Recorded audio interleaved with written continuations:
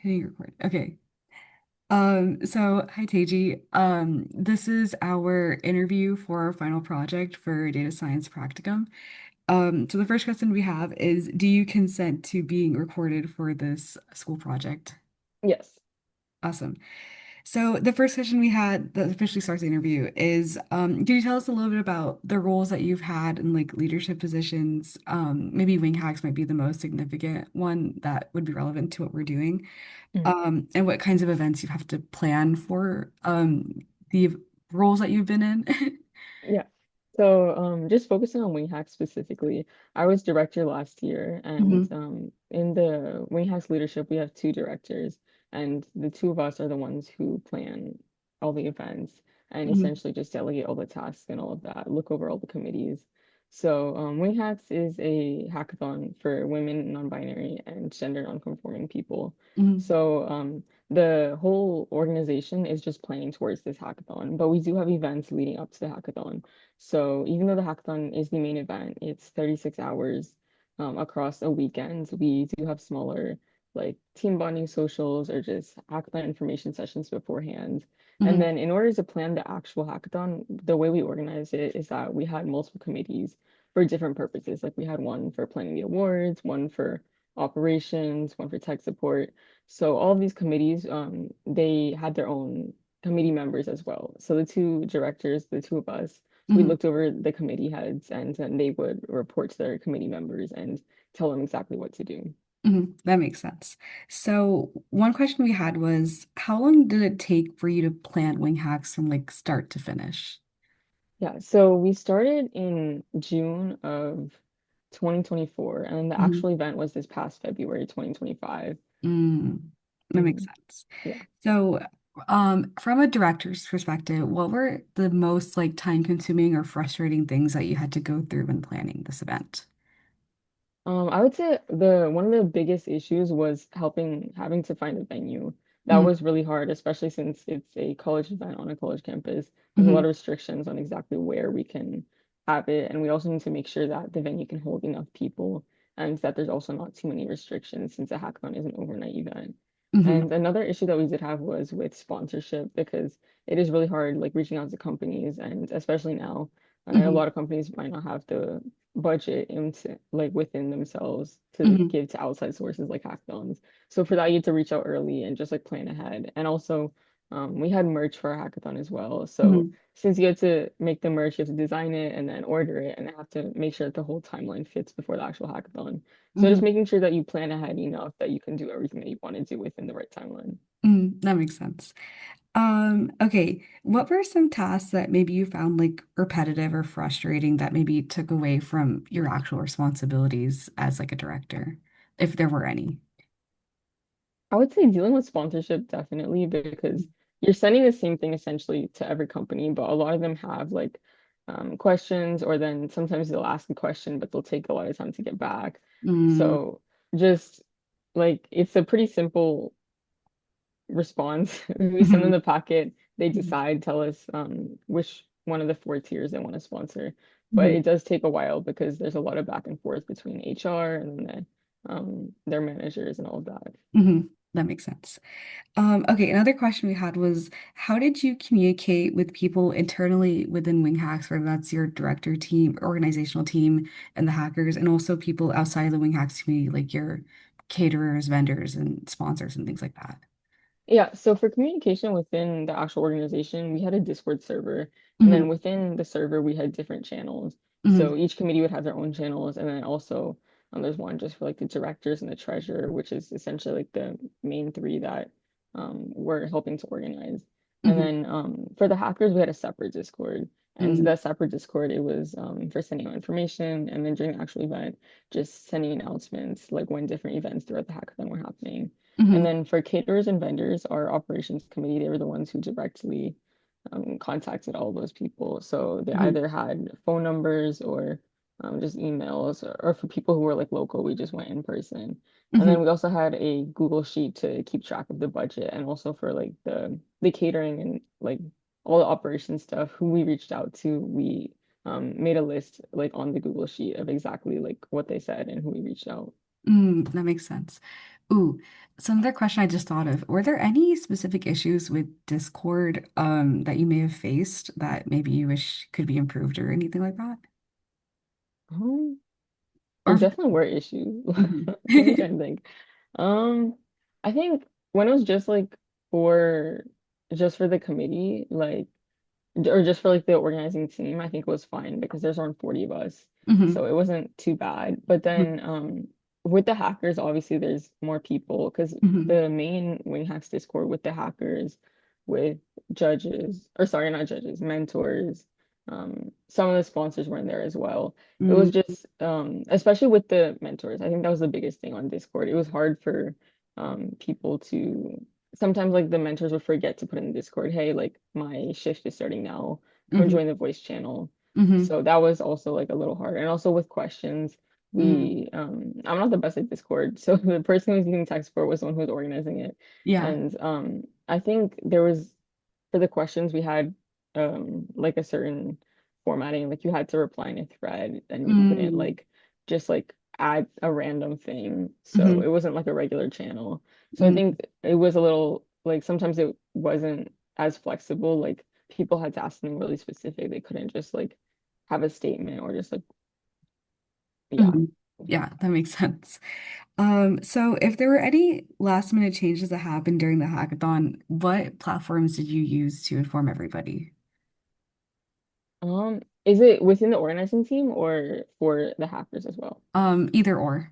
Okay, so for both we use Discord just like before, because for the Mhm. organizing team, one of the biggest issues we had last year was we actually had one of our main sponsors drop out like Um, 2 weeks before. So we had to quickly reorganize the budget and all of that. mhm. So the main person who was handling the budget was our treasurer, and she Mhm. worked really closely with me and our other co-director. So the three of us were the ones who kind of mainly dealt with that. But obviously, if we have a sponsor back out, it just affects everyone. Like it Mhm. affected merch and operations. So to communicate with them, okay, you need to figure out a way to reduce like the number of like the cost of the merch or the cost of the food. We Mhm. communicated that through Discord. Mhm. And then same thing with the hackers. We had one sponsor who was going to come in person and host a workshop, and they also canceled the day of.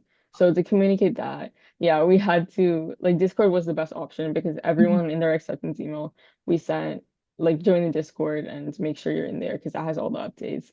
So Mhm. then we just did like at everyone Mhm. sorry, workshop isn't happening anymore. But then for the actual acceptances, that was through email. Got you, got you. Yeah. Okay, so do you think you spent a lot of time just replying to people, answering questions, and doing all that stuff leading up to the event, Yeah. during the event? Yeah, 100%. I feel like I answered the same question like so many times. Oh my God. Yeah.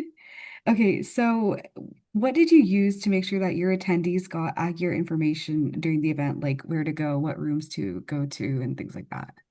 Yeah, so in the acceptance emails, or sorry, not the acceptance emails, but we sent one email originally sending us decisions like accepted, waitlisted, or denied. And Hmm. then for the people who did get accepted, the day before the event, we sent a more detailed list, and it also included a link to a Google Sheet or a Google Doc, and that Hmm. Google Doc had a map on it, and also the schedule that we had. But obviously, like things would change, like it Hmm. changed when that sponsor backed into the workshop. Hmm. But just in general, like we initially sent an email, but even within the email, we reminded them again, join the Discord because the Hmm. email gives you like the general plan, but when the hackathon starts, things might change. So any like, changes once the hackathon started were in the Discord. That makes sense.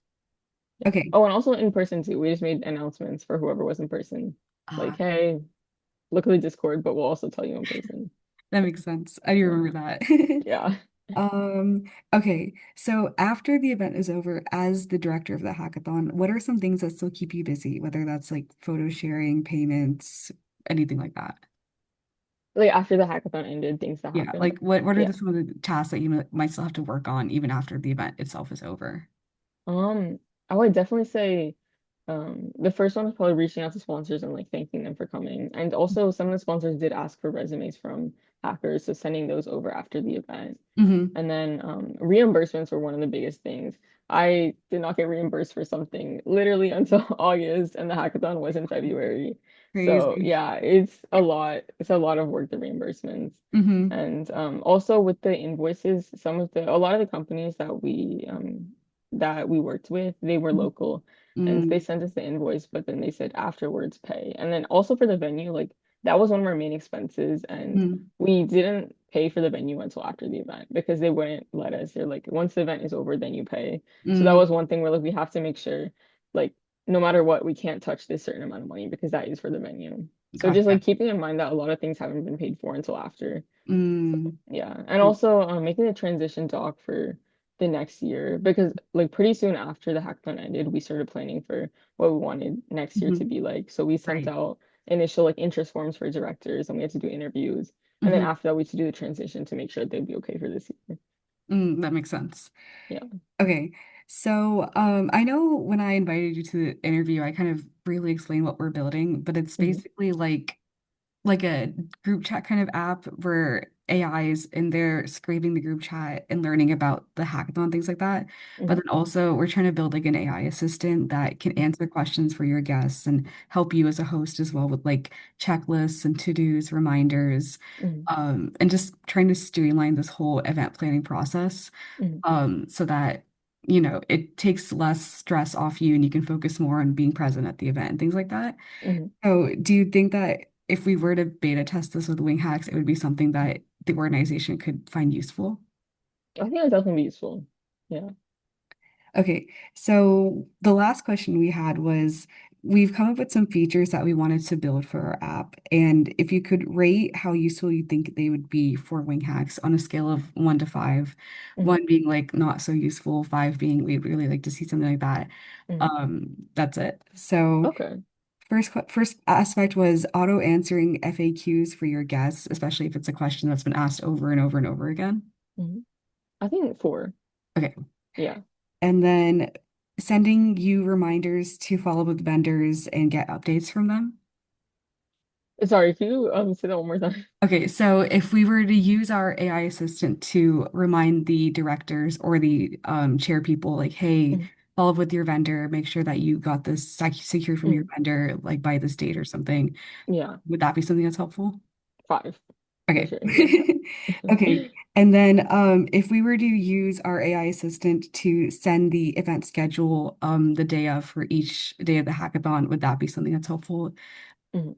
Yeah, I'd say five. And also for the FAQ, I'd say five too. Okay. Yeah. And then photo and video collection, if there was some way for your hackers to just upload all of their pictures to like some kind of digital album so that your socials team could maybe pull from it if they wanted to make posts and stuff. Mhm. So the AI assistant would transfer the photos to like a Google Drive. Kind of. So Okay. we're thinking maybe like within the group chat, if they were to just send the pictures to the AI assistant could like add it to the album. And then Okay. maybe in like a very, very future version of the app, if you were to say, show me all the pictures where hackers are working on their projects or something, the AI Mhm. could use recognition to like pull that. But that's like a very, very future version of the Okay. app. I said four. Okay. Yeah. And then if you had something for a guest engagement, like polls for what food do you like, or Mhm. polls for what kind of music do you want to listen to when hacking and things like Mhm. that. Mhm. Oh, is that with the AI assistant or just like separate? I guess it would be like you would launch the poll and then AI could analyze the results for you or something like that. Okay. I think four. Okay. Yeah. And then the last thing we had was something to help the host with budget tracking and a checklist tracker. So, Five yeah. for sure. Yeah, that was a nightmare. Oh God. Yeah. Man, but that basically wraps up our interview. We are trying to make this like a web app for now, and then it'll also be like a phone app that you can put Mhm. on certain Android devices, I think. Okay. But we could send you like the link to our web app if you wanted to Mhm. play around with it later. Yeah, I'd be down. Okay, sounds good. Then that essentially wraps up our whole interview. Thank you Mhm. again so much for your time Yeah, and yeah, all of the course. attention you've given us. And I will hit end on the recording.